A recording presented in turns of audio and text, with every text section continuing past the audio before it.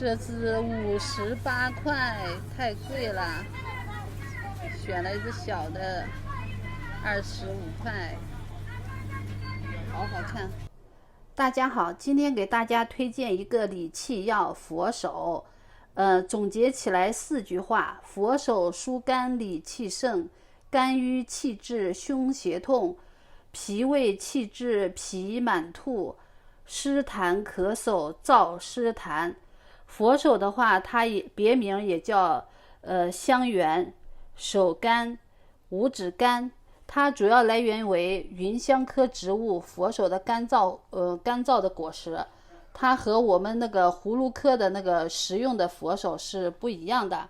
这个植物的特征为芸香科绿色的一个小乔木。佛手的花有白、红、紫3色，白花素洁，红花沉稳，紫花淡雅，叶色泽苍翠，四季常青，果实色泽金黄，香气浓郁，形状奇特，像佛手。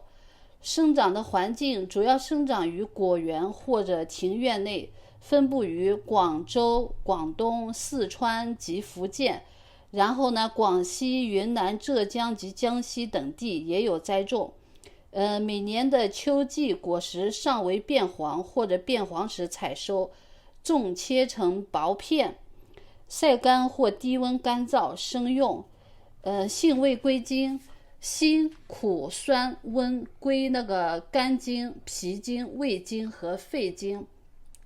功效主治疏肝理气、和胃止痛、燥湿化痰，用于肝胃气滞、胸胁胀痛、胃脘痞满、食少呕吐、咳嗽痰多。用法用量，我们用3到10克，煎服就可以了。